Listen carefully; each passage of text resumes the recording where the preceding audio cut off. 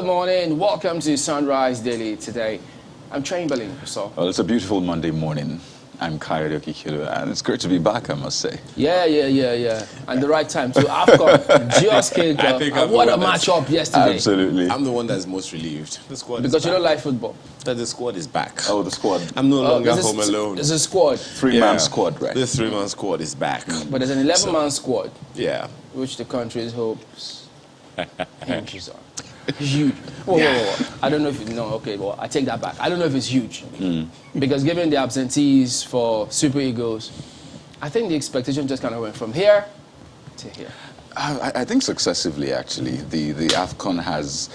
I mean, I remember, like, a decade ago or more, when Nigeria is going for a competition. Oh, could man. barely sleep like a week, and you get all boy. those those printouts that have the fixtures, and then you start ticking. They analyze everything. Oh, absolutely. But it looks like things are dwindling. But still, I mean, the Nigerian team is a Nigerian team. We have to give them all the support. I must say though that I'm still waiting to see how is it CAF or is it the World Football Governing Body will handle this issue of some teams not allowing their players to come for AFCON, and you wonder, will that be done for the Euros, for example, or even the one in South America? And there are a lot of questions as to how these clubs are handling their players or handling the sense that these players need to actually go to Africa. And I imagine that a team can actually tell a player to not go. I don't want to believe all of that, but these things actually happen. In fact, one of the players they've been a little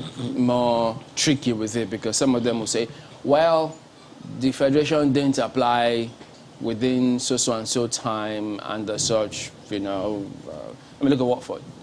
When the coach says, well, they had a change of coach, the federation did not apply. Well, it's not me, it's the club. Whatever the club says, I agree with the club. The coach loves it.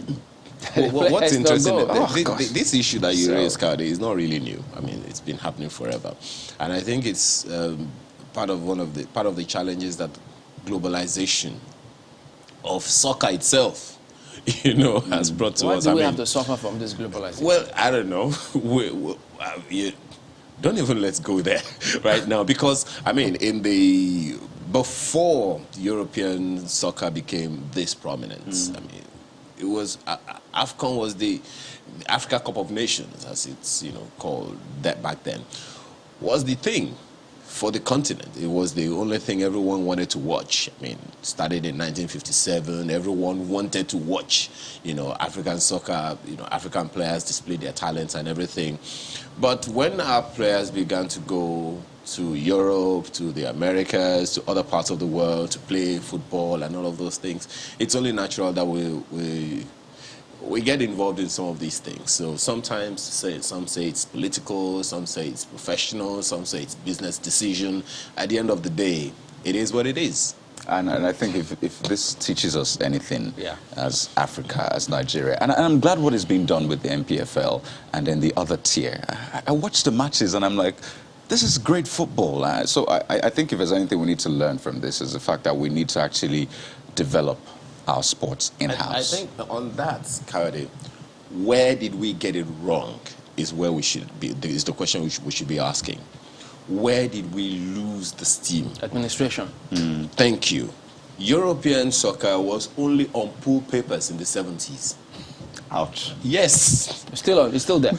It was only on pool papers. Well, in the matches were happening anyway. Yes, they were happening. At least for us in Africa. The most prominent, you guys don't laugh too much, but the most prominent team, the most prominent team, you guys gonna laugh. The most prominent team for me when I was growing up was Dundee United. On pool? In the 70s. Why? Because it was an abuse. Oh yeah, I remember that, and it took some time to actually reverse that and recondition people. Like, it doesn't mean what you think it means. So yeah, administration actually, and the point you made, there was a way to commercialize it. Absolutely. So I mean, people saw the pool angle, and gradually rather, they started falling in love. So they fell in love with the pool aspect, and then they naturally fell in love with that team. So I think that's actually a brilliant idea. Which is so. At what point you got it right when we say administration, But then, did we even see the commercial value then? That's the packaging, right? Which is something we need to get right in Africa, not just in Nigeria. Because, I mean, when you talk about packaging, because look at Europe and these other countries. They have so many different products. Oh, yeah. Well, how you put it out also matters. Don't forget humans. We go by what we see. Absolutely. And I mean, you've done all those research in terms of even the dailies. You know how people read the papers. That's why I have a page 3, you have a page. So page planning, people, all of those things are usually there. So it's all about packaging. What appeals to people? But I guess, who knows? I know the Super Eagles won the tournament not long ago.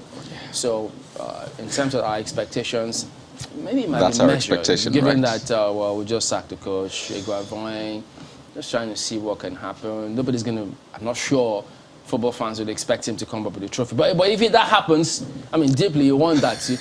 But You know, right? That's the goal. no matter what happens, hey, just go and win. After all, are those other teams, do they have 10 Yeah, heads? I mean, they have Salah, yeah, but we have... Yeah, what? I hope you guys remember that conversation we had with the leader of the Nigerian delegation. So I think it was the Olympics.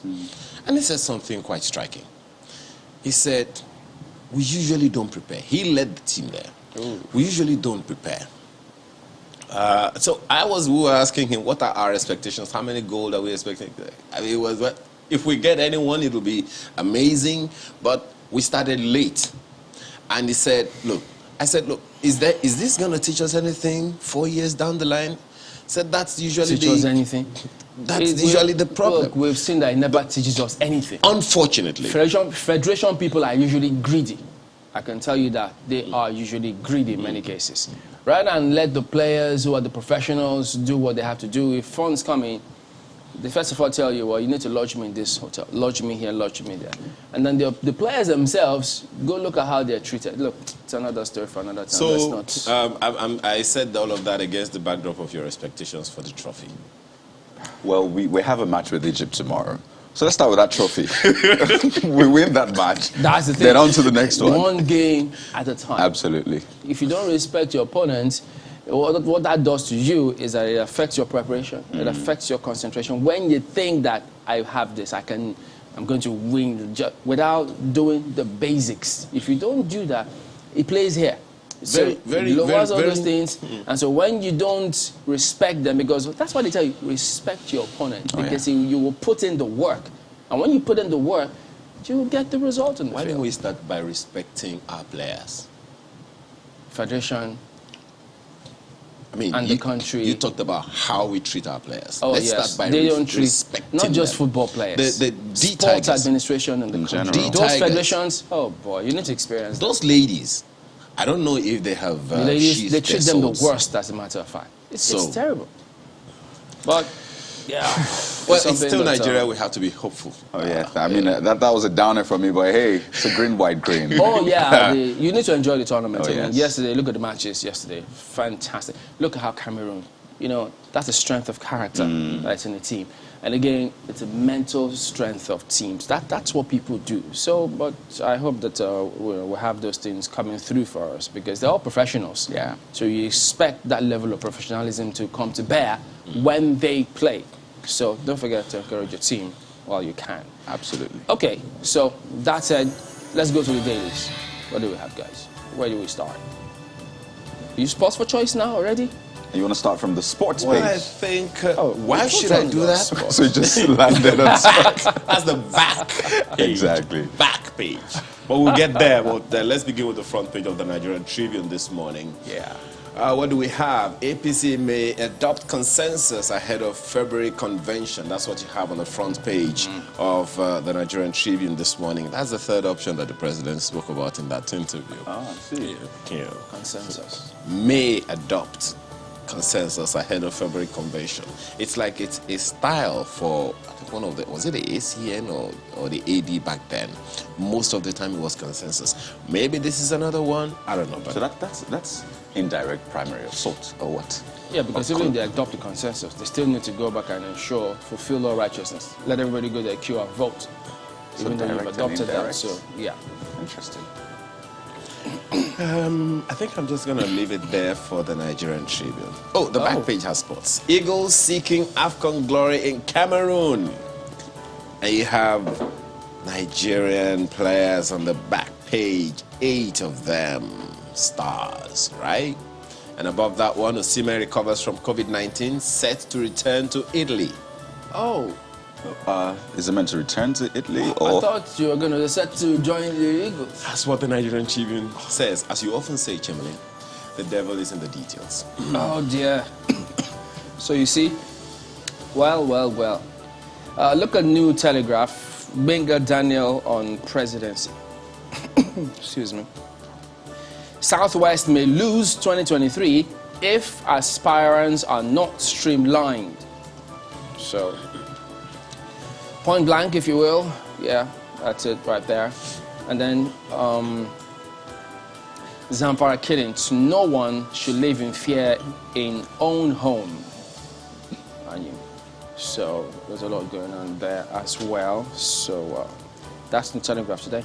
Well, for The Guardian, it's some, what do I say, retrospection. The big story, 1 year after FG's autogas plan fails to fly ahead of subsidy removal. Remember that plan, right? It was big. I remember we had conversations around it, interviews, in fact, with the top executives in government on that one. But take a look at the rider. Planned 1 million gas-powered vehicles elusive as subsidy removal looms. Major independent marketers desert scheme as autogas sells for 400 naira per litre.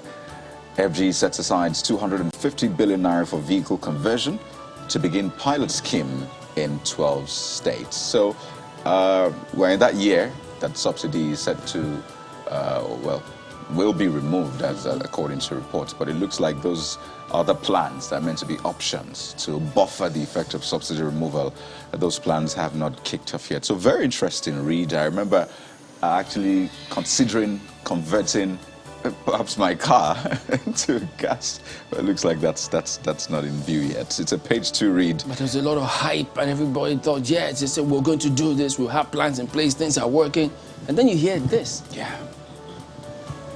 Oh boy. I mean, a lot of questions to ask, and we'll definitely try to get those answers. Well, the big picture on the front page, you see those dancers. It's at the opening ceremony of AFCON 2021 in Yaoundé, Cameroon yesterday. I mean, colorful. That's what you expect from Africa, and we're all for that. But right under that, you have some politics. Tinubu informs Buhari or Shimbajo of 2023 presidential ambition. Source. That's according to a source. Source. Yes. Yes, so this is source. Please spell out the source. Is this source for... Oh, source of news. Oh, sorry. Okay, it's a page 2 read. No, it's not. I mean, don't add that to your breakfast this morning. This is like source. Page 2. I mean, you just wonder, I mean, all the, is it suspense or otherwise? And something just tells me there are lots of surprises ahead on this one. A couple of other stories on the front page. There's that one about 1.2 million telecom subscribers join network as internet growth slows. And there's sports on the back page as well. Let's leave it for The Guardian. What does the Leadership newspaper have on its front page? It's also talking politics. 2023 presidency. Sanusi makes case for competence, merit, as politicians revive zoning argument. That story you'll find on page 4 of the paper today. Ohaneze opposes zoning arrangement, warns PDP will collapse if party zones ticket to North. Says Jonathan lost 2015 election for not respecting zoning agreement. Here we go. The details you'll find on page 4 of the Leadership newspaper this morning. And right under the nameplate, stakeholders push for lower borrowing to fund budget. Stakeholders push for lower borrowing to fund budget. Then, so where is the balance going to come from? So I've seen the government actually improving on the revenue generation from taxes and other sectors. Of which people are saying, whoa, those taxes, expect job losses. What about the inflation? So they're already talking about the direct impacts of those taxes. And then those same people would say, wait a minute, don't borrow, don't go borrowing, even though you are borrowing equally domestic and foreign. But you know, you don't want to drag this country further into debt, and you just wonder, Are you in between the devil and the deep blue sea on this one? But you thought that they said they were going to increase the tax nets. And then the people will say, don't tax more people or more products. We've had that conversation before. People essentially find a way to pay taxes. Maybe not to government, but indirectly. I mean, they're responsible for a lot of things that government should be responsible for. So in taxation sense, they're actually paying, it's sort of indirect tax or what? And so many of those indirect taxes are those touts and everybody. You don't have to factor it because it has direct impact on those businesses as well. So there is taxation every way you look at it. Look at this one right under the picture you see on the front page. Senate traces, and it's talking about money. Senate traces defunct PHCN's hidden 14 billion naira in banks. Hidden in banks? Yep. Defunct PHCN. How long has it been there? Which bank? Did they own up? Who knew about it all the while? How do you Did somebody keep information away from the people? How much money is that again? 14 pounds? 14 billion? How do you hide 14 billion? I don't get it. But hey. 14 billion. Even 1 billion, somebody can't hide. 1,000 naira is hard to hide. 14 billion. It's not like in some pocket where you, I mean, you know, when you wore some dress for a long time, you haven't worn it for a long time, you could just look in the pockets. Okay, That's if you have the luxury. Some people know the outfits where the money is stuck. Nobody's smuggle food out of the canteen to the hostel. 14 billion. Well, don't worry. That word hidden is in inverted commas, so you want to find out the details. On the front page, continues on page 7. Good morning, Markwe. Good morning, gentlemen. I see you've been enjoying the conversation around football and AFCON. Well, it was wonderful watching some of the opening matches yesterday and looking at the stadium presented by Cameroon. It could have been anywhere in the world, and I think that one has to say kudos to Cameroon for putting up at least such a showing. Let's look at what the Abuja Inquirer has on the front page for you, and you see this COVID-19. FCT records 15,221 cases in 2021. Yes, it's a summary of all the cases we saw with COVID-19 here in the FCT, and that's a lot of infection rate. I mean, lots of people infected. 15,221 cases in 2021. And look at that, 130 deaths. Yes, we lost 130 people to COVID. So that's right on the front page for you. They also look at this one. Economy, report indicts Buhari, OBJ, Adedua, Jonathan. What report? You might want to flip to page 3 of the paper to see what the story is about. Alleged DSS invite will march with Kuka. That's from Christian Youths. It's also on page 3, and it's alleged. So we do not know if this is true. So just in case, anyway, just in case the DSS is thinking it, this is what the Christian Youths are saying. A number of other stories at the bottom of the paper there. 2023, how leaders should emerge in spite of zoning. That's attributed to Angia. You might want to flip to page 13. And tackling the menace of recurring fires in FCT. It's on page 9 of the paper. Let's leave it there for the Abuja Inquirer. I'll take a look at Daily Independent next. They're talking budget matters, and so they talk about 2022 budgets, onshore revenue, raise risk of higher fiscal deficit. Nigeria's debt burden widens amid poor budget funding. It's ascribed to analysts. Say country's debt service to revenue ratio highest in Africa. And then if you were buzzing about this, look at this one. Who knows what it will do to you. Stakeholders doubt rebirth of national carrier in 3 months. There we go. That's Daily Independent today. Wow, take a look at the Daily Trust, and this one is quite interesting for me. We'll start with the big story on the front page. That's the biggest one, and then I'll show you something that is not quite as bold, but very, very important. Daily Trust says MD suspension, NPA panel mum 8 months after. Committee may work till 2023. That's according to the Minister, Amechi. Unstable leadership affecting agencies' productivity. That's according to experts. By the way, that's a major revenue earner for Nigeria. We can't say anything now, Hadiza Bala's aide and stakeholders But you wonder which stakeholders say it's politics at play. So that's the big one. That's the focus of a Daily Trust this Monday morning. But just right below the nameplate, Daily Trust does this thing where they keep count of those abducted. And it's quite a relief. Mixed feelings, I should say, that the students kidnapped in Benin Yauri have been removed from that countdown. Yeah. It's actually count up, I should say. Over 200 days in captivity. They were kidnapped in June. So thankfully, but let's not forget that Bethel Baptist High School Kujama students are still in captivity 191 days after. Very sad one. It's the new year. You expect them to get a new lease of life as well. Let's just leave you there for the Daily Trust.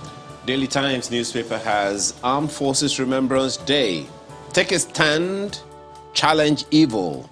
Osinbajo charges Nigerians, hails sacrifices of armed forces personnel who laid down their lives to protect Nigeria's territorial integrity, says ECOWAS will not accept unconstitutional takeover of power.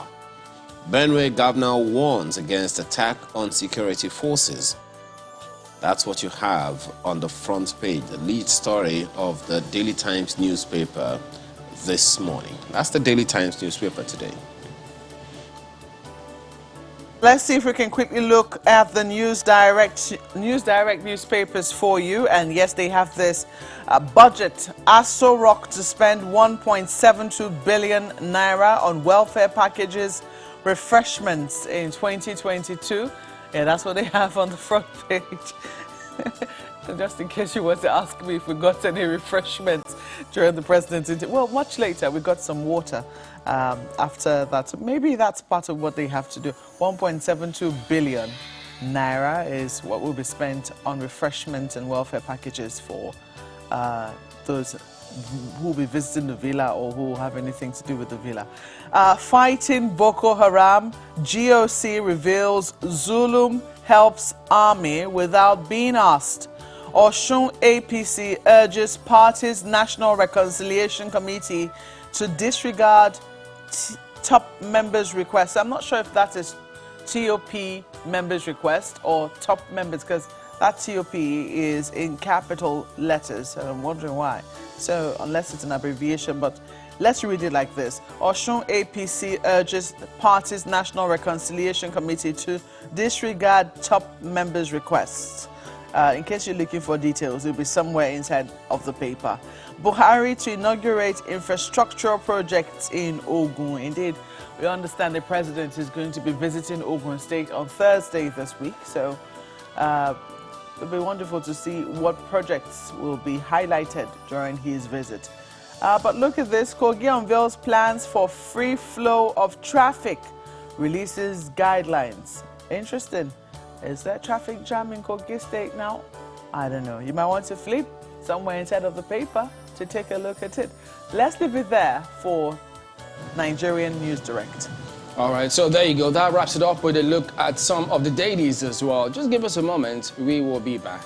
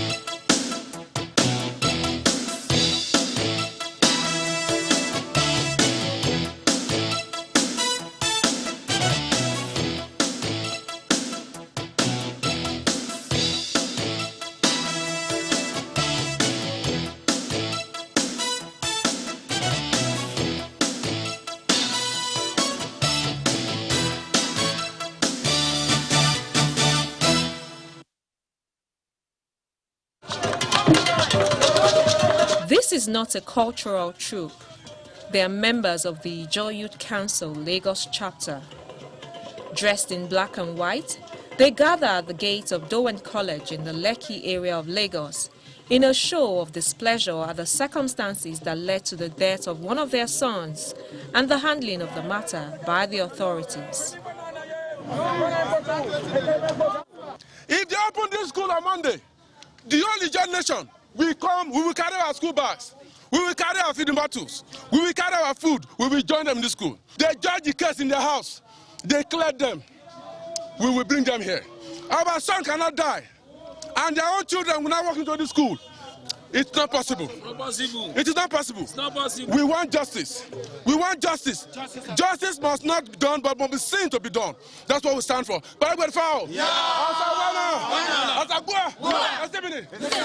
Elsewhere in Lagos, the father of late Sylvester Oromoni has met with his lawyers and is asking the police to make public the result of the autopsy conducted in Lagos. He also wants more efforts to be made in getting the toxicologist report before any pronouncement can be made on the complicity of the suspects and the school. The one from Warri is in public domain. They should make the other one public too now, so Nigerians will compare. It's not just telling us they are the same, they are the same. How do we know that they are the same? How many doctors studied it? Nigerian International, how many? We have not seen it. So if they say they are the same, they should bring it out. Let Nigerians see it, circulate it. The one from Warri is in public domain. Everybody's seeing it. That one is not conducted by it's not the family. We don't have a pathologist. It was the area commander Warri, police, that carried out the autopsy. That's why you see police stamp in all the pages. The substance, he said, he collected from my son, a liquid, a black liquid. According to him, he removed it, that he used syringe to draw it. And he sent it to Warri, toxicology in, Yabaye, Lagos here. That they were waiting for that result to come out before they would know the cause of death. Have they gotten it? He also alleges that the police appears to be acting out a script. They told me they submitted a protest letter to the Attorney General of the state and the governor to send those boys back for them to complete their investigation. So within 3 days, the boys, they brought them back, completed the investigation. DPP, there is conspiracy. For answers to all of these issues and more, attention will now shift to the coroner's inquest to be conducted by Magistrate Michael Kadiri.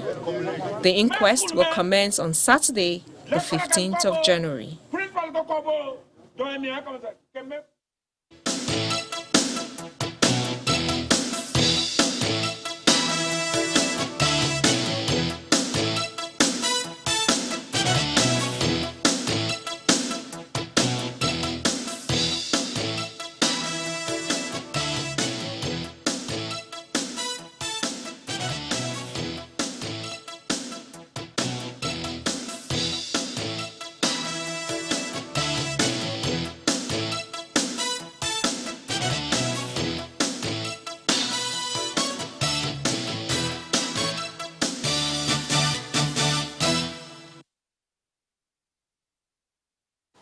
Welcome back. Well, yes, indeed, that is what we'll start our conversation on today on Sunrise Daily. And as you may have seen in that welcoming slide, we've got Venerable Folarin Shobo joining us this morning. He's a member, advisory board of Dowen College. Good morning, sir. Thank you for coming on today. Good morning, and thank you for having me. Well, this advisory board, is the school bound to take your advice? Or, yeah, you can advise them, but they will always do what they have to do. Yeah, very correct. Advice is, you are not bound to, but if you ask for it, it will be given. So the onus is on you who seek for advice to either implement or otherwise. Did you often ask advice from the board? Oh, yeah, sure. If you could give us maybe like a picture, an understanding of, I mean, ever since you've been at the board has been advising the school, in terms of percentages, how many percent of your advice has been taken or some not taken? There's no time that advices were offered that they were not taken, because they were offered based on request. Well, for this particular matter, I mean, do you know how divided people are on this matter, how controversial this subject matter is, especially if it has to do with the death of somebody, somebody's child, as a matter of fact. And you know, only recently, there's yet more controversy. You saw that report of some protest in the school, many not happy, especially when that recent report by Lagos came through. The impression some have is this is hasty. They thought, if there's a coroner's inquiry that's going to happen, why did the authorities have to rush? In fact, they think that this is just papering over cracks. They want to ensure they just sweep things under the carpet, open the school.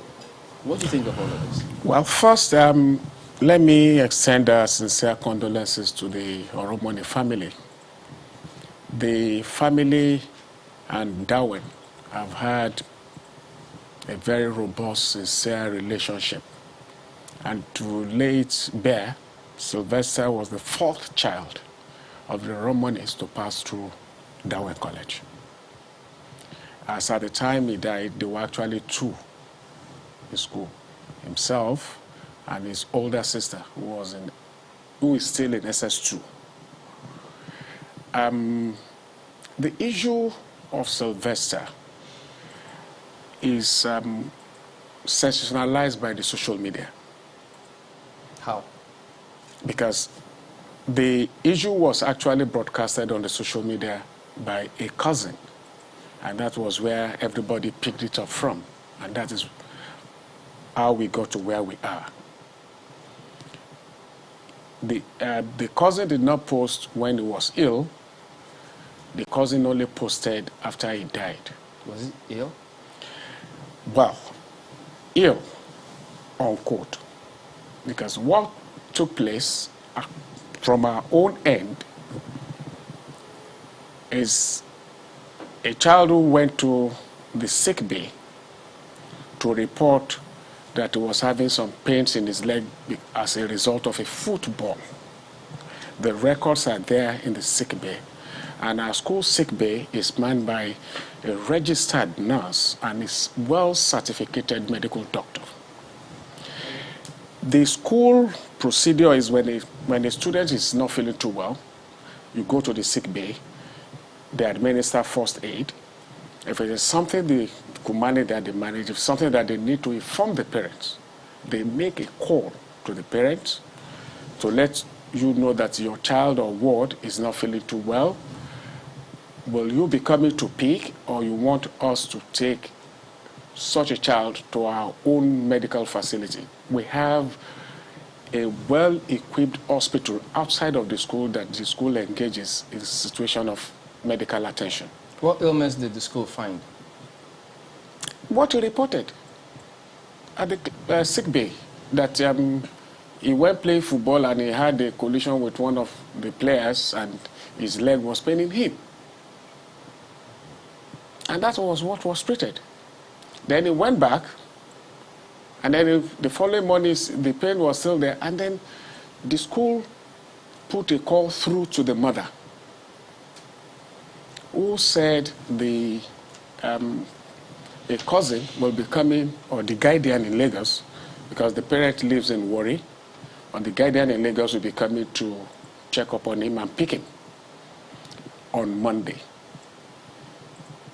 The guardian did not come on Monday. Call was put through to the mother on Tuesday. And the mother apologized that, oh yes, the person could not come, but the person will soon be there. And within an hour, the person came to pick Sylvester and took him away. But one thing is this, Sylvester was taken away from Darwin College and was driven from Lagos to Warri. He was not flown to Warri, he was driven from Lagos to Warri. But you know why? I don't know why. We could not know why. They didn't contact the parents to find out why?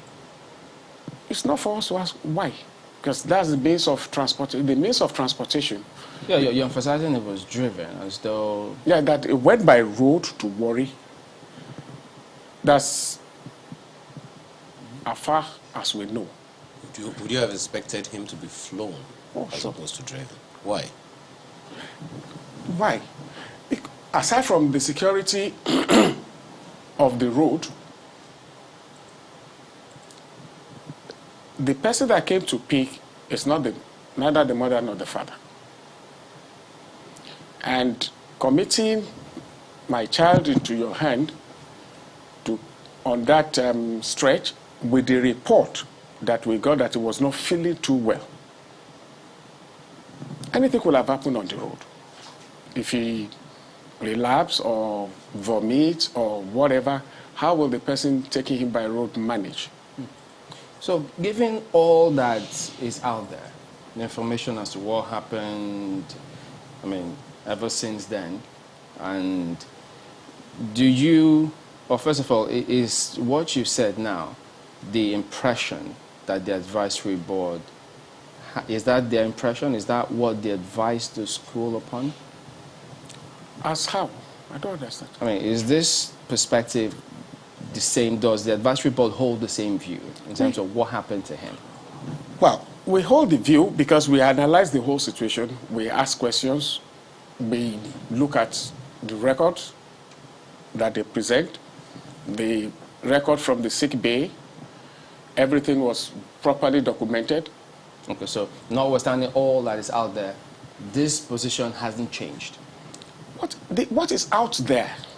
What is out there is what is social media. Yeah, so the position still remains the same for the advisory board in terms of what happened to him. Our position, the position of the school remains the same. So does that mean, I mean, seeing that the state government, the police have, I mean, conducted some investigation, they've given out the advice, report as it were, although not the report that the family was looking for. I mean, you heard the father. Is the school now ready to resume? Well, it's not a question of is the school now ready to resume. One thing we all must understand is that Sylvester was a student of Dowen. Dowen too is mourning the loss of a student. It is not the wish of Dowen that Sylvester will die or should die. Sylvester is the fourth child of the Oromoni family to pass through Dowen College. And you should all have the understanding that no parent will pray that in his or her own lifetime, his child should die.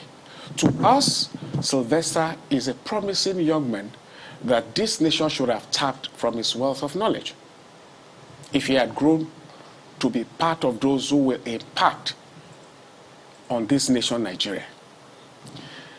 We are no one. All of us are mourning. His classmates are mourning. His friends in school are mourning. No one could have wished that within a twinkle of an eye, we'll be talking about Sylvester in the past tense. Everybody needs to have that understanding. Well, that understanding is definitely part of the reason that we're also trying to find out exactly what happened and to make sure that such doesn't happen again. So, part of the allegation that my colleague has been referring to are allegations of bullying and all those things. Just a second. Has there been any report or any investigation to the effect within Dowen College? On Sly's case, Sly is what his friends call him, Sly. There has been deep-rooted investigation. And to the best of our knowledge as an institution, there was no case of bullying. Was there any case of bullying at all reported within Dowen College within the time frame being discussed? The time frame of discourse is between November and now. There's no reported case from any quarter. No, I think the time frame dates even before that. You know, I'm only responding to the family. Well, the references, I mean, it's not something, we're only talking about this now because this has an end, so to speak. But if there has been any report hitherto, that might be the basis upon which some... The school, Dowen, takes serious exception to bullying. And any reported case is taken very seriously. The school has zero tolerance for bullying. How many reported cases have I happened? may not be able to tell you that.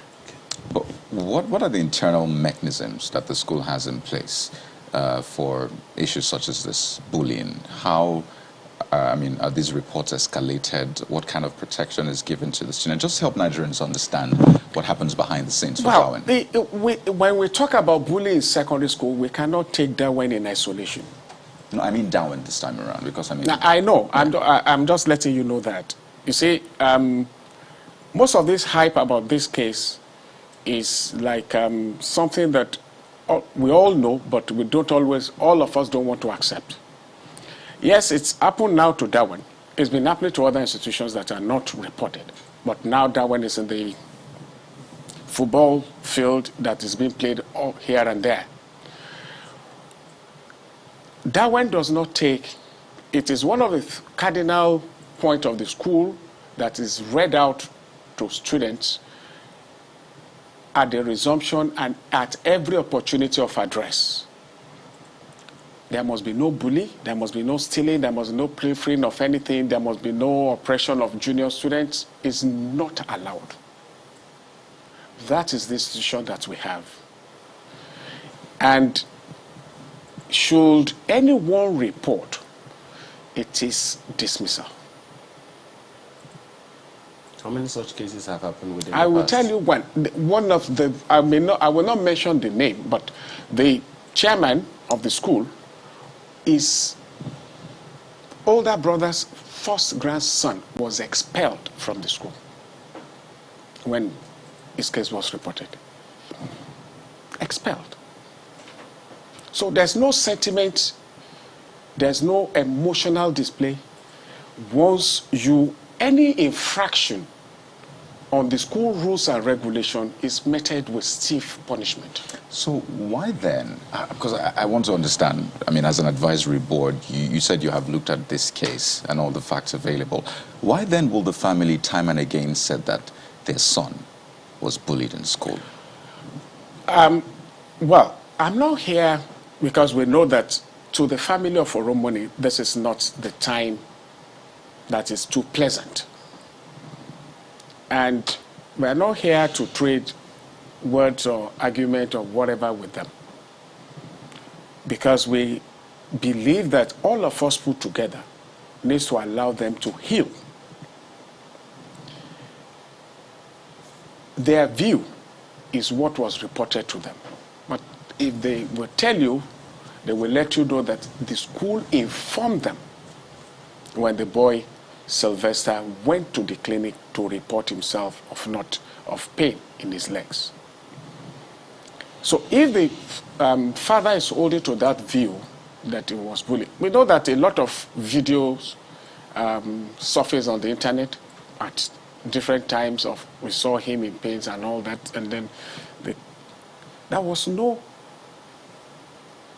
video telling us that he mentioned that he was bullied. We need to get that straight. So because there's no video. No. I'm only saying no. Don't get me wrong. The case of bully is what they reported, because as at the time the boy left school, there was no such thing at play. The issue of bully only came from them at home. So the school had never established any case of bullying against him? No. I'm sure you must have seen that interview that was conducted with the family, the father and two sisters. And the two sisters. You referenced that 4 children of the Oromoni family had gone through the school, and one of his sisters actually spoke to that effect, saying that, there had been a time that some students had, I'm sure you watched that interview. So listening to the account of the daughter, would you pick holes in that account? Her experience, that is. Well, I may not say that I watched the video, or I saw it on Arise television where the father was interviewed and saw the sister sitting. But I didn't hear what you are asking me. I didn't hear the sister say that he reported or there was a case of bullying against him. maybe if I get to see it, then I may have to clinically watch with the intention of getting the facts. So let me just paraphrase what was said, because the sister said that, I mean, some boys had pressured the brother about whether or not he had seen her in some funny circumstances and all, and that had been on for some time. So that was the sister who was in school. So knowing this now, which you said you didn't know before, does that perhaps change the outlook for you that maybe indeed we need to look deeper at this case? Well, we may have to look deeper into it, because to be frank and honest with you, I don't think that is an accurate information that's meant to be on this, in the social media or in our hands or flying around, because I can say for a fact that we don't, as a school, encourage any immoral infraction. The school was founded based on building character, first and foremost, assisting young people to build up a character that will withstand the test of time. The school had been in existence for, it will be 25 years, and it has raised nations for this country as resources. So if in the last 24 going to 25 years, the school, quote and unquote, has been producing materials for this country to use for greatness, I'm sorry. And I can imagine the situation the school is in right now with all this. I mean, a lot of parties are involved. Millions of Nigerians are watching as well. I mean, that interview I spoke about was conducted by Eniola of The Punch last year. And I asked earlier about the school's next line of action, which is quite important as well. I mean, schools are resuming. I know parents took their children to the boarding house yesterday. So for Darwin, I visited the school's website this morning. I saw that, I don't know, it was down for a moment. I don't know if it's back up. But for Darwin, is the school back? Are you resuming? You didn't answer that question. Well, the school is regulated by the government. Don't forget that. It's registered by the government. And the government is keenly interested in what is going on. So we are bound by the directive of the Ministry of Education, the supervisory ministry. And we are still, there are a lot of things that the ministry had asked that be done. The quality assurance of the department of the ministry is still going to review, and we are waiting for them to do the needful. All right, my colleague Mark has some questions for you. Mark? Okay. Well, good morning, sir. I'm just a little curious. I mean, you've talked about the antecedents of the school and how it's got a reputation for building character. Now, we must not forget that these are young people, and there's a reason why schools have rules. Sometimes those rules are sometimes observed in the breach. And oftentimes when issues of bullying come to the fore, where they rarely ever do, there are always consequences for those who go to report. I do not know, much as the school might have a policy against bullying, is it aware of the other intricacies that could accompany the consequences of bullying or bullying that is not reported? Well, if bullying is not reported, anything that is not reported is not existing. But we have our eyes, because we have hostel mothers and hostel fathers who go around to check on the student, and they live with them in the hostels. So if any bullying is not reported, anything that is not reported is not existing.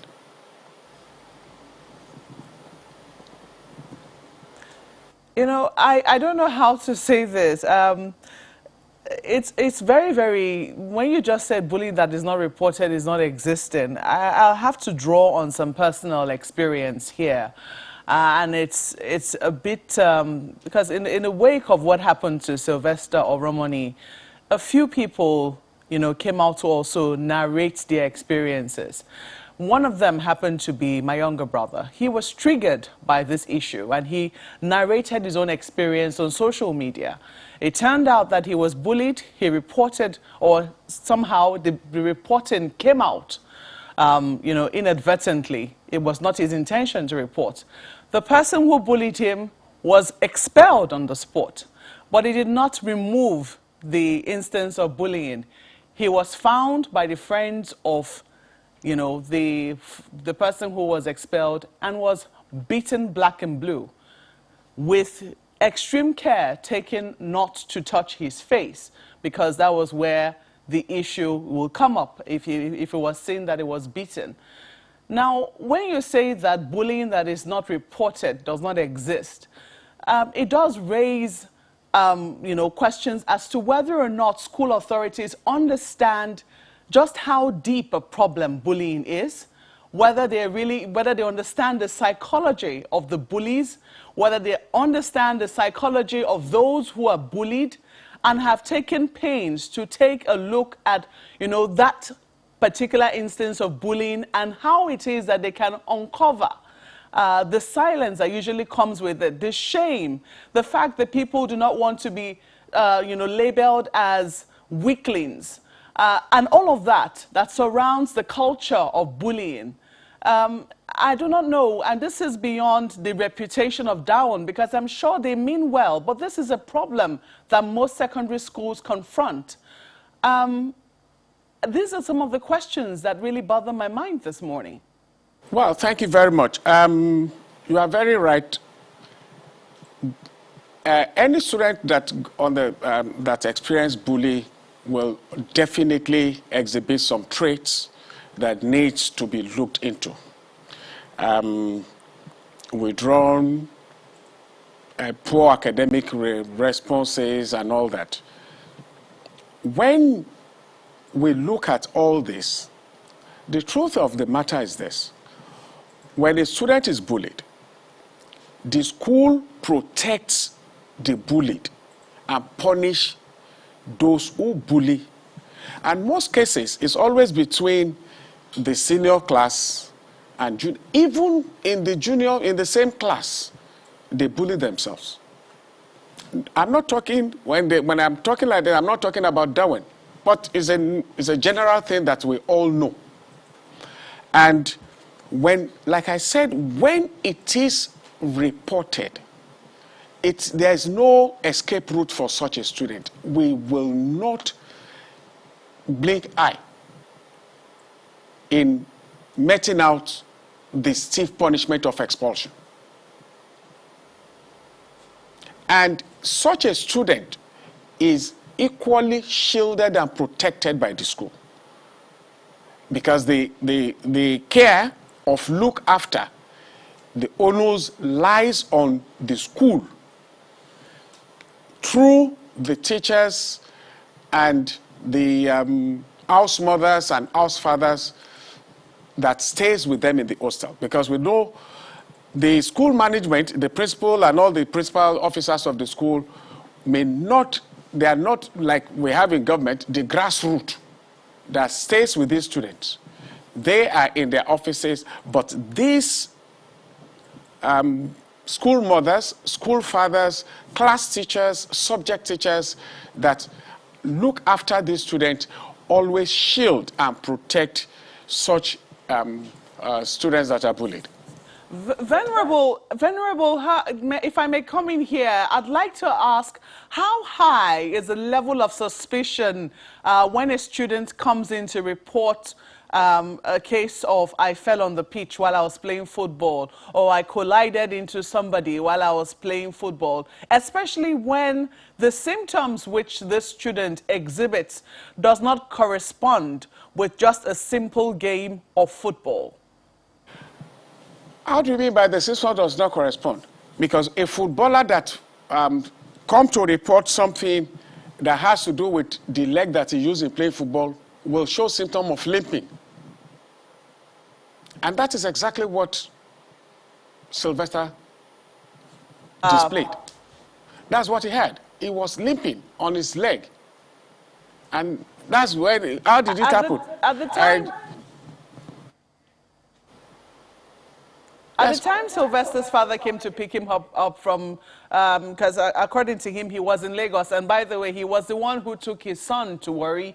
His father was the one who was with him in that vehicle, from the story which he narrated to Punches Eniola, that he was the one who took him to Warri. He said that they didn't sleep the night before, and that the pains that the son was feeling was all over his body.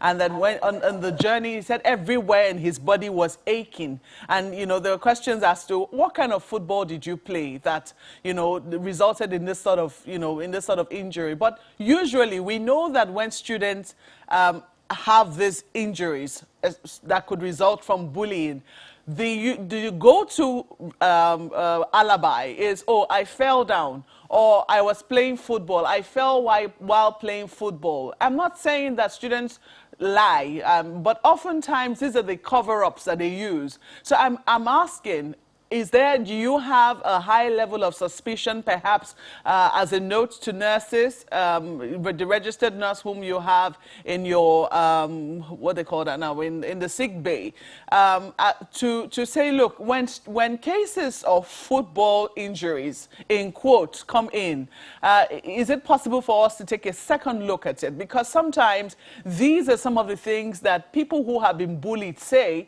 to remove suspicion from those who have, you know, carried out this sort of attack.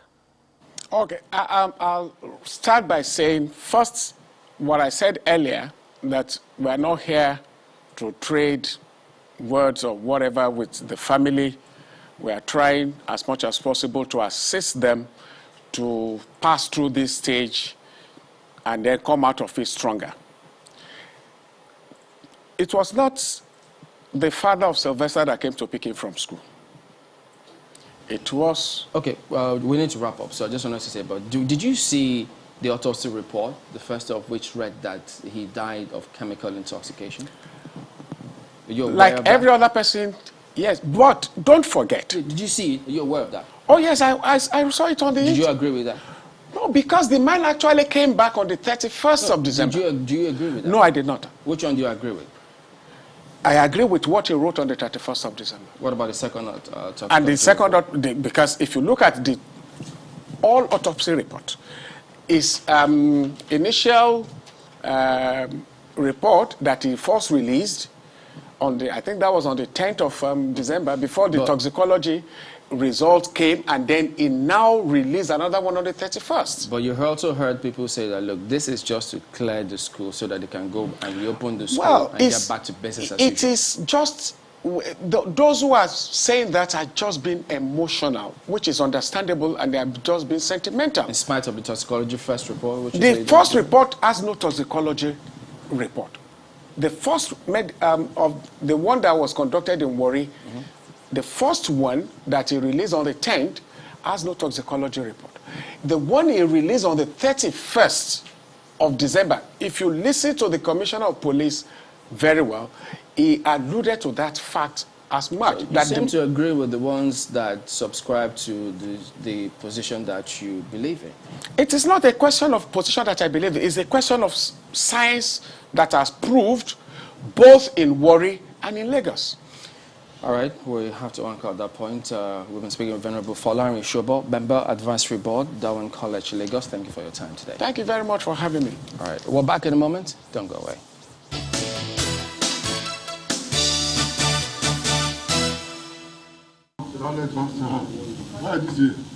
It's the maiden briefing of the Lagos State Police Command in 2022. The conference hall comes alive with the presence of these newsmen who have come for a crucial matter, the outcome of a month-long police investigation into the cause of death of Sylvester Oromoni Jr. The Lagos State Commissioner of Police, Akim Odumosu, debunks allegations of complexity in their investigations, explaining that the two autopsy results from Delta and that conducted in Lagos in the presence of 7 consultant pathologists, 4 senior registrars on autopsy posting, and 3 police officers from the homicide section of the state CID show that Sylvester Oromoni Jr. died of natural causes. The first autopsy was done in Warri on December 2nd, so 2021. Our findings at the second autopsy include marked pallor of organs, pneumonia, that is infection of the lungs, infections of the liver and kidneys, as well as the heart. These infections emanated from the ankle infection described earlier in the report. So, microscopic sections also confirmed these findings. Death was caused by septicemia following infections of the lungs and kidneys arising from ankle wound.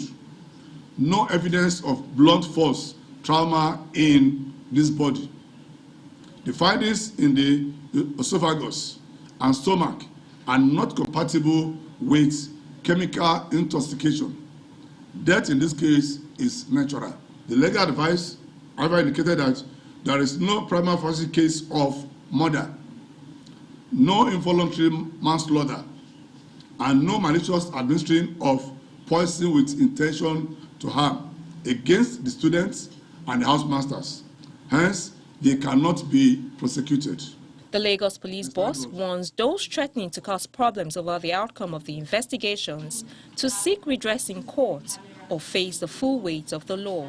Members of the public who may have any misgivings about the outcome of the police investigation, medical inquiry, and legal advice with this case are advised to follow due process of the law rather than resorting to self-help.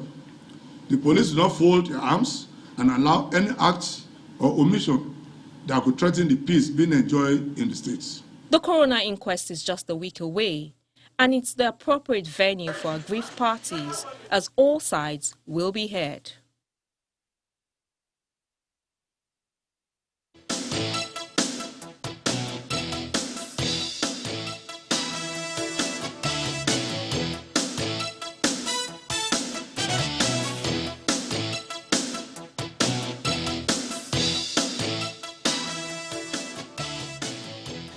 Welcome back. Well, yes, following up on that matter and more, we've got Mr. Femi Falana, Senior Advocate of Nigeria. Good morning, sir. Thank you for coming on today. Good morning. Well, sometimes, you just wonder, two autopsy reports, two different versions of what transpired. I mean, we just spoke to the Venerable. He is of the opinion that, nope, the first autopsy report didn't say, he doesn't subscribe to that speaks about him dying of chemical intoxication, but then there's a second on which they say, look, he reported ankle injury to us. That is the position of the school, and that hasn't changed. What do you think of this? I think in the first place, it has to be realized in this society that actions of the government and all authorities shall be humane. That is the provision of Section 17 of the Constitution. The dignity of every human person shall be respected by the government. And so you don't go on air.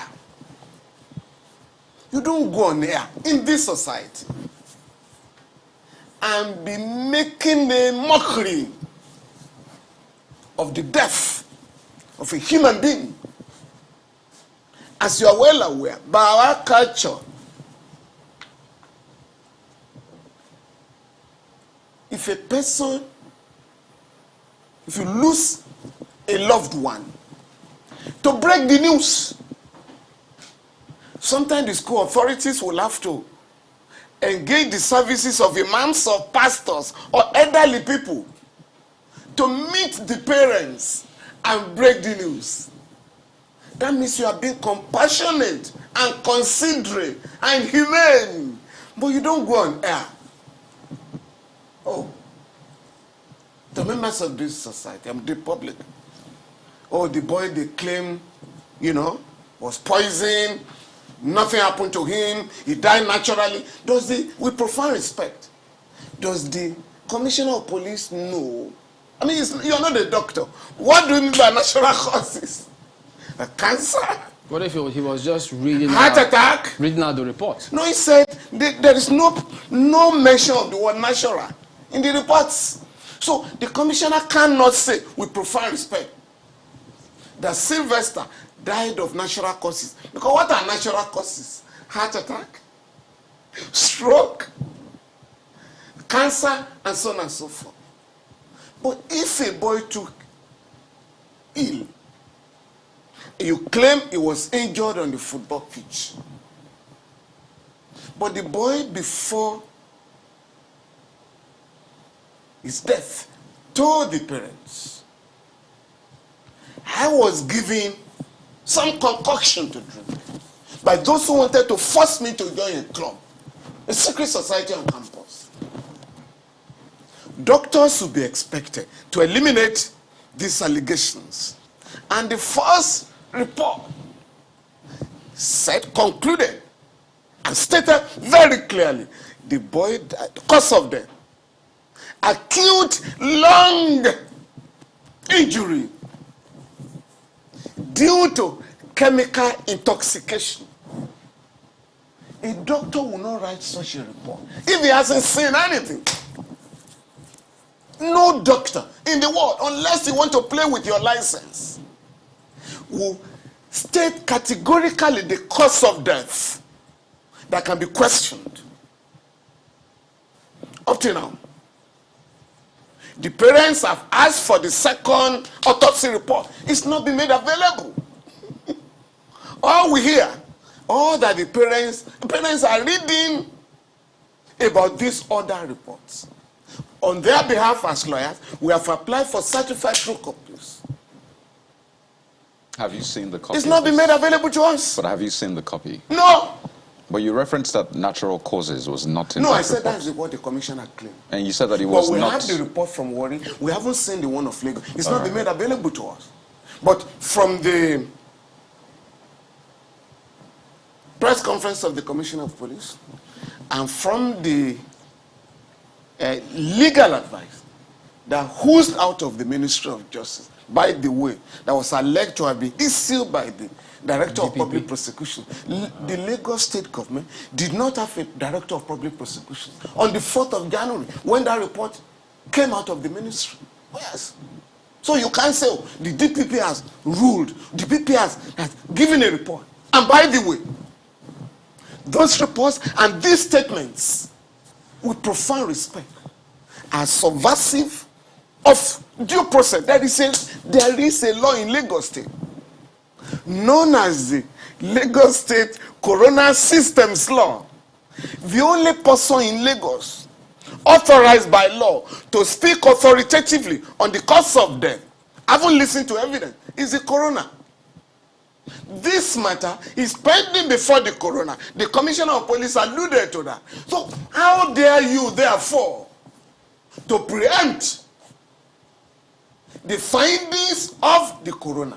So are you saying the... Because in any civilized society, you must conduct an inquest. If somebody is said to have died suspiciously, unnaturally, or in a violent manner, and that is the provision of the law. Section 15 of the Lagos State Corona Systems Law provides that once it is reported that anybody has died in Lagos unnaturally, suspiciously, in a violent manner, there shall be an inquest. So, without waiting for the inquest, you are coming out, oh, we found nothing. Oh, the boy died naturally. Oh, how dare you? Please help us understand because it's inhumane. Adetutu Oshinusi, that name has been going around as a DPP. Are you saying that is not the DPP? No, the former DPP of Lagos, Mrs. Tomaduyemi, was appointed a judge.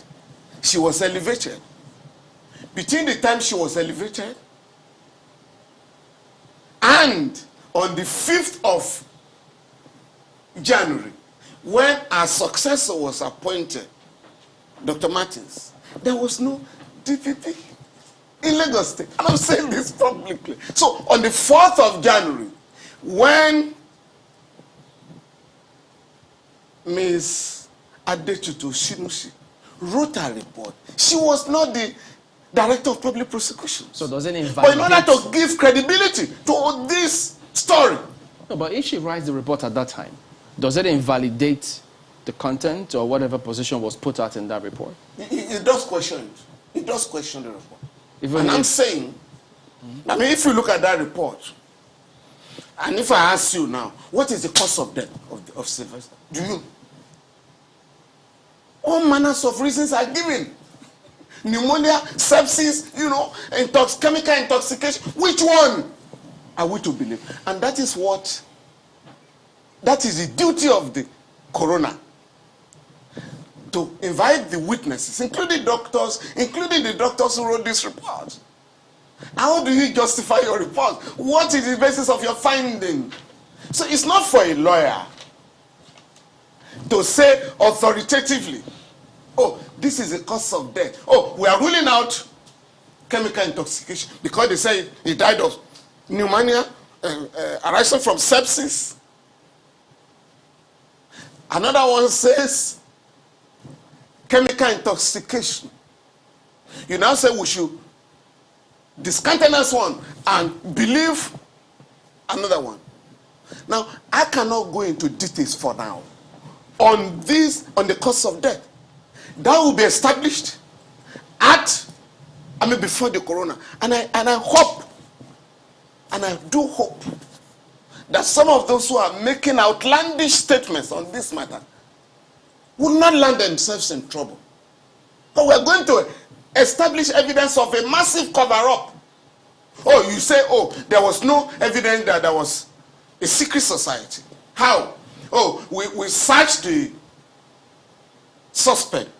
We questioned the suspect. We didn't find any tattoo. We didn't find any insignia. Is that how to prove evidence of a secret society? A parent came out to say, I withdrew my son from that school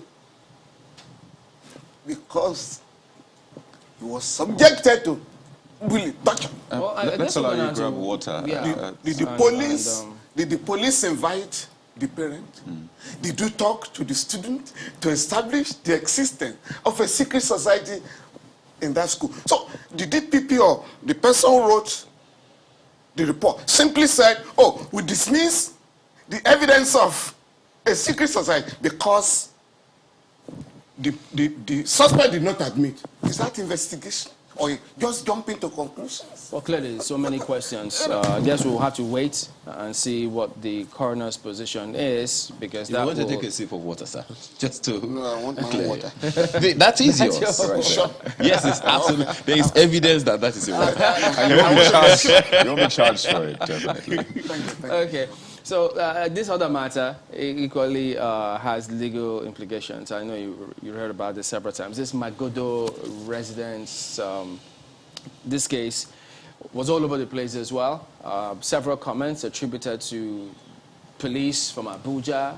Some did question the office of the Attorney General of the Federation. Then Lagos State themselves also wading into the matter, saying, look, certain things shouldn't have gone in a particular way, but it all appeared muddled up.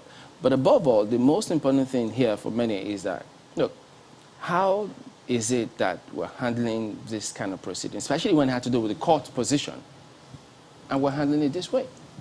You know, just like the point we have just made, we must decide, right? We must decide, the governments of Nigeria must decide whether they want to operate under the rule of law or under the rule of force.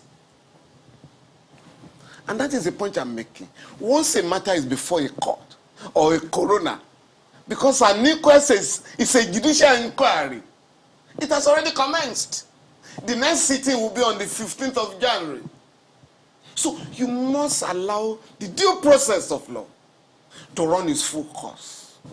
And one, there is a determination by a court of law, what we call the court of first instance, in this case, gave its judgment in 1993 and directed the Lagos State government allocate 549 plots in Magodo to the plaintiffs, the landlords, members of the Landlords Association. 1993. You know how long that is? The judgment was not complied. The government filed an appeal and pursued the matter up to the Supreme Court. In 2012, 10 years ago, the Supreme Court gave its judgment and reiterated the orders of the High Court and the Court of Appeal go and give 549 plus to the owners. For 10 years, the judgment was not enforced. For 10 years. And it does not happen in any civilized society that the judgment of the Supreme Court of the country, the judgment of the Supreme Court, will be treated with contempt and disdain. 10 years. And the Landlords Association is alleging that all efforts to enforce the judgment were frustrated by the Lagos State government. Because I have read the position, we challenge the attempt to levy execution. We challenge the attempt to enforce the judgment. We lost in the High Court. We are in the Court of Appeal. I beg your pardon. You want the process to last for another 27 years? Because 10 years ago you say you are still in the Court of Appeal. So we wait for another 10 years? So you don't do that. What happened there? And I'm not sure most of those who have commented on this matter have paid attention to the provision of Section 287 of the Constitution. That section says, the decisions of the Supreme Court of Nigeria shall be enforced by all authorities and persons in Nigeria and by courts of subordinate jurisdiction to the Supreme Court. So the Lagos State government itself, apart from the IG or the Attorney General, the Lagos State government is required by that section to enforce the judgment. But have you heard their arguments? Because when they then say, well, how could they in the first place call Mr. Chief Adeyiga original landowner when he's from Ogun State, and then so they were faulting some of those designations ascribed to them. But they even said that what the court said is give them first consideration in the allocation of those lands, and that some of them have actually been given land elsewhere, but a certain group refused entities from the state, and they are the ones causing this. As far as the law is concerned, once the Supreme Court of Nigeria has given a decision, and again it's very clearly stated in Section 235 of the Constitution, that apart from the president or the governor of a state exercising the power of prerogative of mercy in a criminal case, the judgment of the Supreme Court shall be final, and no appeal shall arise from it. So, you can't say, oh, the man who got judgment in the Supreme Court, or those who the Supreme Court said should be allocated plots of land are not Lagosian. That is too late in the day. The Supreme Court has given a judgment, and that must be complied with. Now, and that has not been complied with. And that was what led, unfortunately, to the incident. And I'm saying, because people are, the CSP embarrassed the governor, the CSP countermanded the order of the governor, and so on and so forth. The Inspector General of Police will have no business, will have had no business deploying anybody. The Attorney General of the Federation will have had no business giving advice that this judgment be enforced if the proper thing has been done, which is now being done. And for this reason, I mean, the Lagos State government or the governor, has now done the right thing by saying, please, gentlemen, can we meet? They've started, and it's not unusual to have a post-judgment agreement, to say, okay, this is how we're going to enforce the judgment. Sometimes when you have to pay money arising from the judgment of a court, you can agree with the judgment creditor. Please, I'm going to stagger the payment because I cannot pay you at once. So I'm going to pay you by installment, but you must obey the judgment of the court. Do you agree with those who even say, well, this is one case, But the question of disobeying court orders, especially Supreme Court orders, they say, look, it seems to be rampant. No, this is the second time. The judgment of the Supreme Court has been disregarded in Nigeria. Second time. In fact, I can say this. Neither under the colonial regime, nor under the military, and this is very painful, was the judgment of the court so brazenly disregarded. The first time we had this very dangerous, that this dangerous precedent was set in this country, was I think in 2006, when the Supreme Court ordered the Olusegun Obasanjo administration to pay to the Lagos State government the seized fund of the local governments in the state. President Obasanjo said he was not going to pay, and he didn't pay. But his successor, the late President Umaru Yar'Adua, ordered that the judgment be complied, and that was one of his first actions. And at that time, all of us, including officials of the Lagos State government, accused President Obasanjo of ruling the country dictatorially. Now, this is the second time. And it's unfortunate that it's the Lagos State government that was a beneficiary of the rule of law that is now being accused of not obeying the orders of a court. It doesn't happen anywhere in the world, as I said earlier. In fact, and of course, it is not unusual for people to want to disregard the judgment of a court. 2 quick points as we wind down, pardon me. First, so are you saying that the CSP did not defy the governor unconstitutionally? The CSP was not on ground, on its own orders. So what he did was in order? Now, I think we're even lucky this time around that the matter was handled in a very civilized manner. And the man said, I'm here. I'm like, you know what you might call the centurion servant in the Bible. I'm here. I'm on the orders of the authorities in Abuja. But you know, there was an incident like this in America in 1957. And the action taken by the president was the use of force. Not by sending a few policemen. No. A federal court in Arkansas gave a judgment that 9 black students be admitted to college. And this was 3 years after the famous judgment of Brown and Topeka, where the Supreme Court said segregation is abolished in America.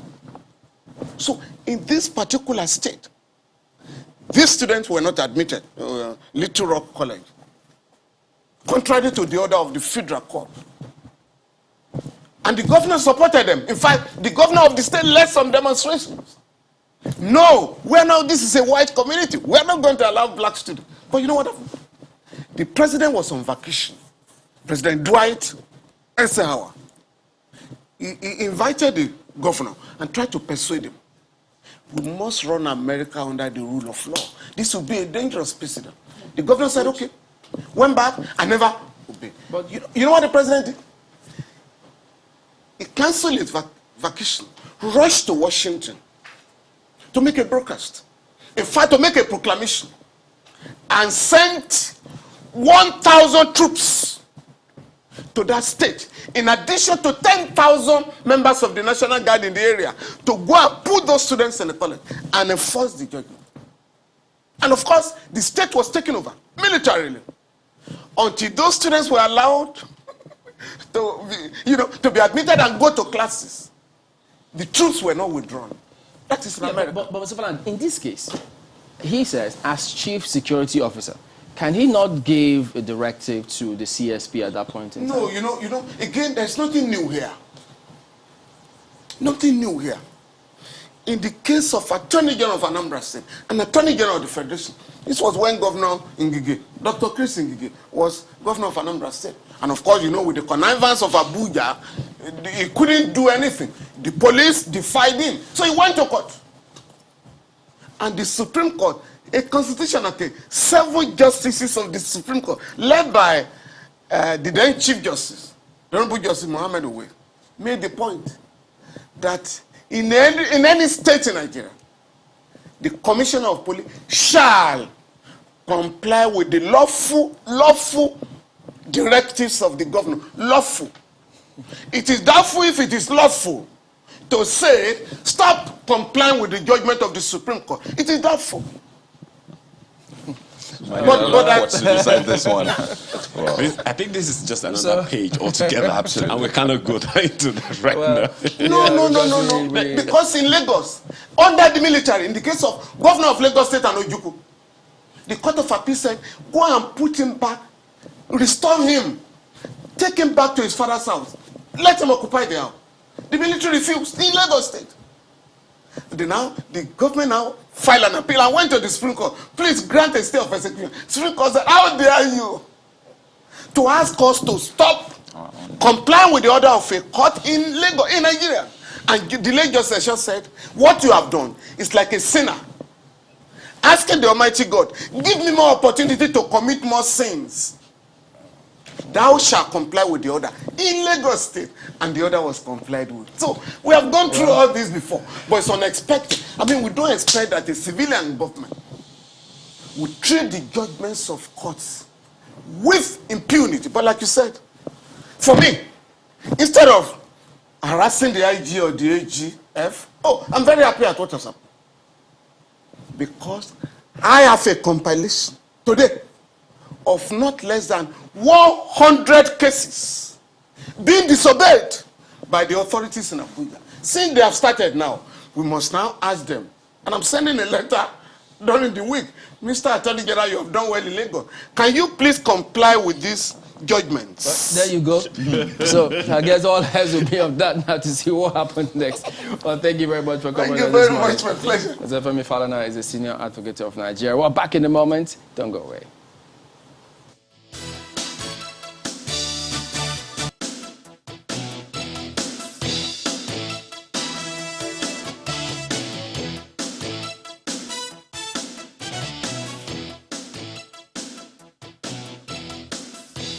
Well, that's where we're turning our attention to, the northwest of the country, particularly in Zamfara State, where we understand that about 200 bodies have now been recovered in the wake of attacks on local governments of Anka and Bukuyum.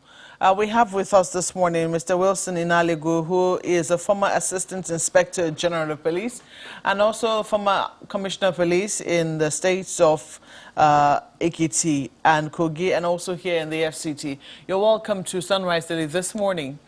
Thank you. It's a pleasure for me to be here. I actually wanted to say Happy New Year, but when you look at the stories sometimes, they're so disturbing. I mean, 200 bodies recovered from what we understand. Initially, I think about 50 people were said to have been killed in the attacks that happened nearing the weekend of last week. We understand that, there's been an offensive going on, because I think on the 1st of this year, between late last week of December and the first week, we understand that there was a military offensive that saw one of the known bandits, we understand, releasing about 50 people who were in his custody. And then we also heard that about 2 major names amongst the bandits were also killed. I think the bandits are now being classified as terrorists, so perhaps we should call them terrorists, as the federal government has now asked that they be designated as. I'm just wondering, how do we, were we expecting this sort of response when we heard that bandits attacked over 5 villages in these 2 local governments? Is this unexpected? First of all, my condolences to the families of the affected individuals, and it's very sad. And when I have been reading the ongoing military offensive in that part of the country, in Zamfara State, and I think they were largely successful because the kingpins were being taken out and the rest of it. Normally, these terrorists, let me say, they're heartless, and they go for soft targets. Yes, it is not possible to have boots on the ground at every community in Zamfara State, but certainly when there is a displacement, there is a kind of spread. If there is a a pool of water and you throw something, it will splash. So this is something that our planning should also, accommodate. With going forward from what has happened in Zamfara State, I think there should be, let us build more coordination of our operations. That means as those attacks are going on in Zamfara State, the areas that are not affected, the vigilante and the police, because almost in every community you have about 2,000, 3,000, you have a police post. So there should be a level of coordination, and then you design an early warning system. That means once there are attacks like this, you should anticipate that these individuals who are escaping along their path could still launch attack. So first of all, I think there should be some, I know they are coordinating, but it should be structured. In every state, there should be a kind of, just like we have interagency election coordinating committee. I think now with these terrorists in the Northwest, we should have in every state, and even in the whole of the Northwest, should have a kind of interagency security coordination committee, so that they will be on top of the situation in this area. Then, when you have that, it is easier for the security agencies to cross-pollinate ideas. That means those in that local government are able to share intelligence with the people in the other places. And then, what is the level of reaction teams or response when you have? How many hours did the attack take place? What are the distances? How do we locate the response teams? And you've got to have a clear understanding of the topography and geography generally of these areas, so that in the planning, and I think that is being done, but these people, you cannot really anticipate them. And that creates fear for me in states like Niger and parts of Kaduna, Beningwari area, because the forest comes from there through Beningwari, Kagara, and it goes to places like Alawa. I was a DPO in Shiroro, and I know that when you cross the Shiroro Dam, that's in Niger State. In Niger State, when you cross Shiroro Dam, if you go to the whole area is so vast. When I was a DPO there, when I go to visit some communities, you think that since the universe was created, no hole or anything has touched the ground here. Is that, and that has been the route. Once there is a migration, for herders really. Once they come through Kwaki, a place called Chukuba and Erena. And recently, Galadima Kogo was sacked. Gurumana, I think most of them are in Kuta. That's in Niger State. In Niger State and Bassa. So that means that area, there must be a kind of intensification of monitoring and coordination. And then they should have response plan in place. So once it does happen, once this ongoing onslaught, because I know it's going to increase in intensity, but because the terrorists operate in surprise, speed, and secrecy, you never get to know. They will not select target. Therefore, we must build early warning system in our communities. Not just having the vigilantes, but having human intelligence. People will give telephone. Maybe a little thing is being paid to 10, 20,000. You give them telephone of 3,000, 4,000. You recharge not more than 500 naira in a month. And these people are able to give you a correct assessment, movement, strange people they have seen, because you don't go and attack a place without some level of surveillance. And when I read, they said these terrorists were moving about 3,000 cattle, and then they launched spontaneous attack on these communities.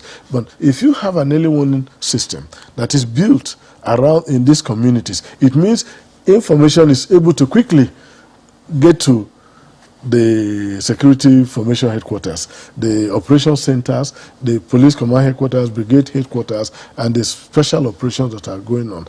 and it makes it easy. Coordination is so important. It will be taken that this, how will I put it now, these terrorists who were moving, you know, were being displaced, so to speak. I think that one would have imagined that we would have thought that would be a fallout of the attacks which the military was launching on these terrorists in Zamfara. Wouldn't we have imagined that perhaps in their own spread outs, they could become vicious along the path or wherever it is that they were spreading out to? Yeah, but the area is very large. Take example, Nigeria. Nigeria is about, landmass about 10% of Nigeria. You're not going to, it's practically impossible, really, to have boots on the ground in every community. That's why I was talking about the early warning system. Early warning system, coordination, and robust rapid response. In that case, the attacks will happen, and just like it happens, because you look at the state and the area of attack, and you imagine that once this attack is launched, they are going to move. You imagine areas, you plot it on your map, and you look at it, but from satellite imagery and the rest of it. Once you look at it and you plot, where are they concentrated? And but the communities also have a role. And unfortunately so, there are informants amongst the communities. Yeah. But you can develop your own sources. And that is what I'm talking about. When you have human intelligence, you have layers in various communities. There are people you really don't expect.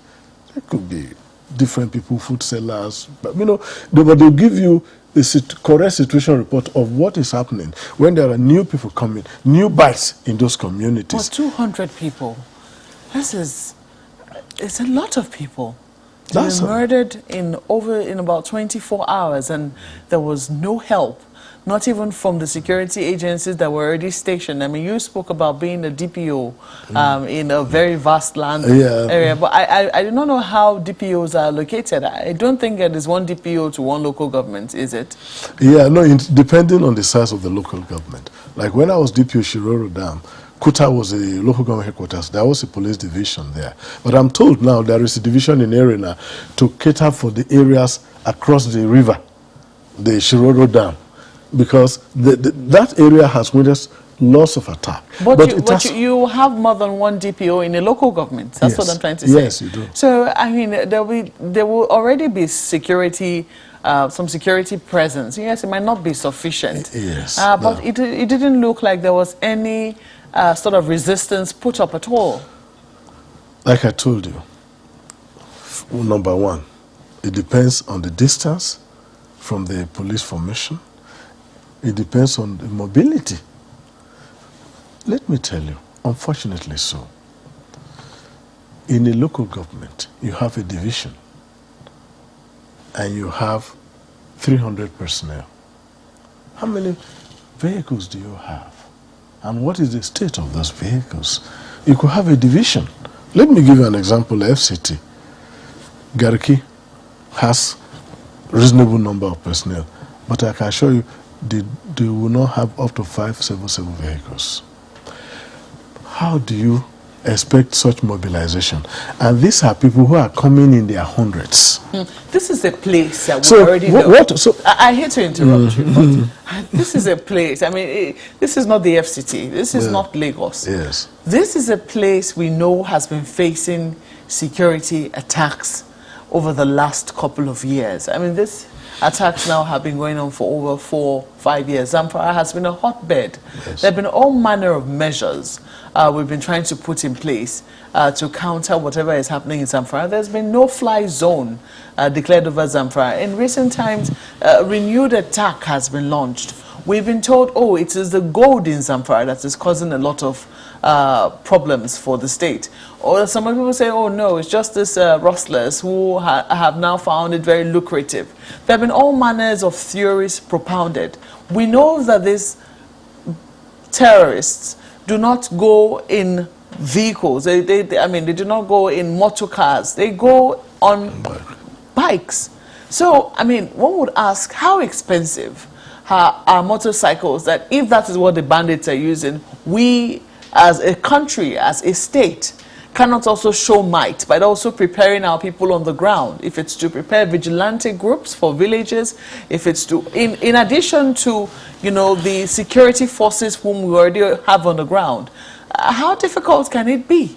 Yeah, that's what I was trying to say about coordination. The vigilante should act as force multiplier and technology, which is not too, you know, expensive.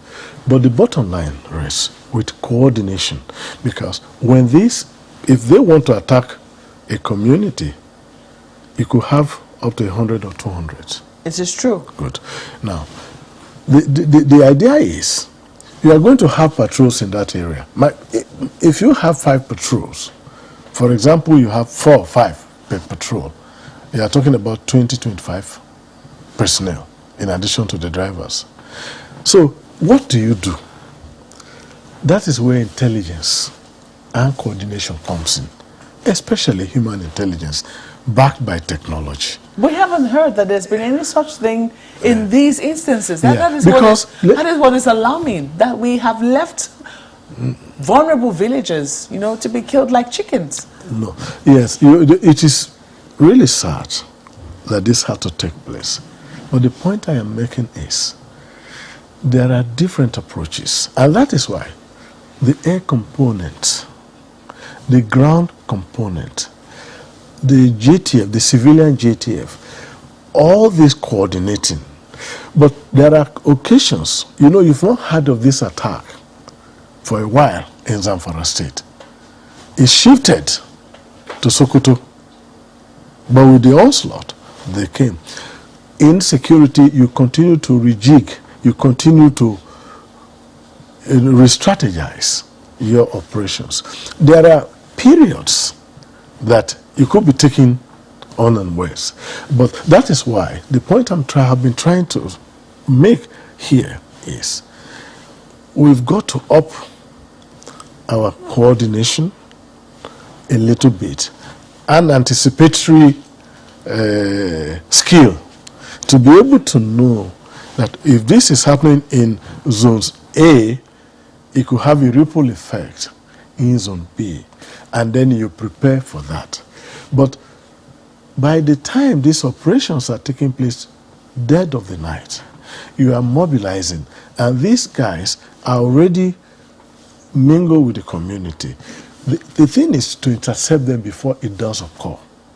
I'd like you to also weigh in on the fact that he's been saying this for a while now, but yesterday it was a real alarm. The governor of Taraba State saying that insurgents have, you know, put up camps in Taraba State. Taraba, we know, is in the northeast. It's been largely peaceful. It's been largely spared the crisis that has prevailed in the northeast of the country.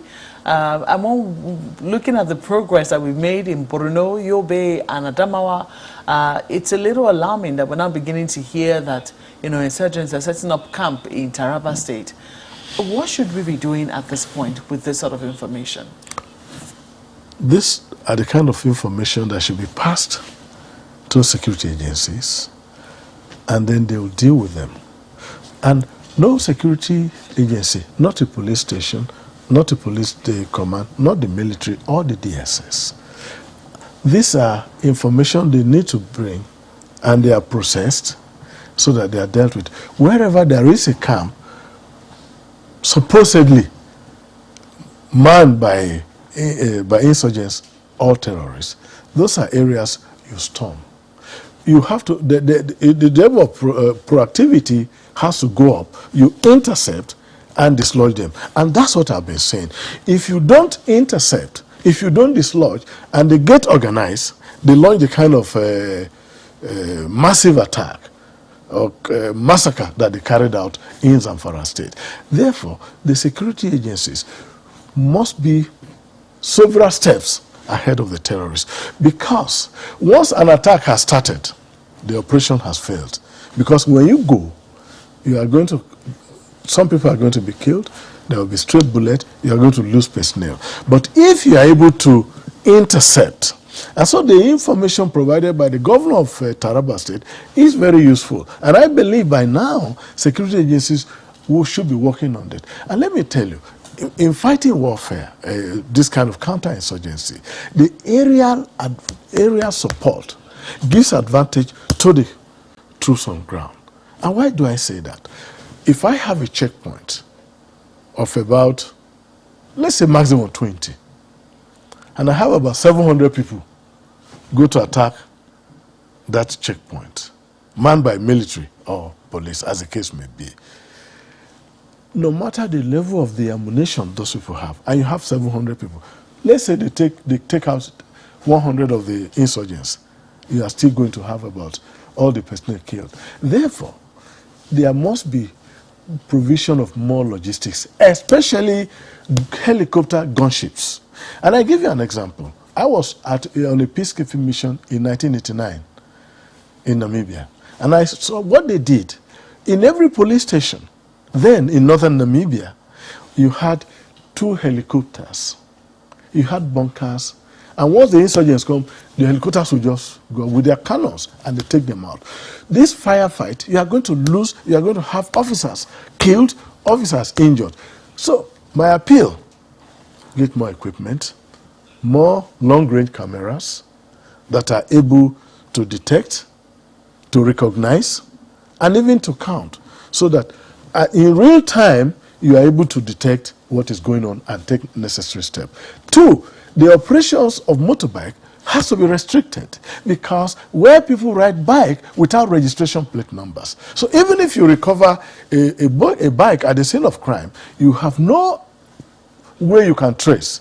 So that is one thing. So my appeal, one thing, more equipment for the police in terms of technology, cameras, telephone for communities, area support, the response by the Air Force, and the police assets.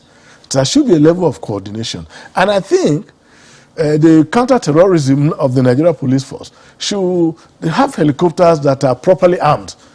I saw it in '89. Well, so I hope that somebody is listening, to be honest, and I hope that some of the points that you have made are taken on board. Perhaps we will get an official explanation as to what precisely happened and what our security forces were doing while 200 of our people are reportedly killed. But we have to thank you very much for sharing your insights with us this morning. Mr. Wilson Inalivu is a former Assistant Inspector General of Police, a former Commissioner of Police here in the FCT, Ekiti and Kogi States. Thank you so much for coming on Sunrise Today this morning. The pleasure is mine. We have a few of your mails already. We'll start with this one from Festus Akimboyewa, and he's talking about the death of Sylvester Oromoni. He says the death of Sylvester Oromoni Jr. is painful, and condolences to his family, but it's doubtful if there's strong evidence to prosecute anyone for his murder. It must be a difficult time for Lagos DPP, whose duty is to promote justice and prevent injustice. In the absence of physical evidence, eyewitnesses, CCTV footage and photographs, the allegation of murder will be difficult to prove beyond reasonable doubt. The family can take their own private action against the school if they have evidence. Well, this one comes from Collins, who says the interview granted by the Venerable shows that Durham College doesn't have any quality control in place to check the activities of students. They only rely on reports from students and housemasters to act. This means that the school doesn't have independent alternative means of investigation like CCTV cameras and control rooms to monitor the activities of students. Well, Titus's mail is quite short, but it's clear. Let justice be done concerning Sylvester Oromoni Jr. And Sylvester, talking right now, beg your pardon, AGK on the same issue says, I commiserate with the family of Sylvester Oromoni on their loss. I wonder why our law enforcement agencies have made a habit of preempting the outcome of investigations even before they are conducted. This must change. However, this unfortunate incident is an opportunity to review our anti-bullying laws in secondary school. Do we have protocols for reporting such events in our schools? How can parents escalate alleged accusations of bullying? What are the learning points from this incident? Sylvester's death should count for something.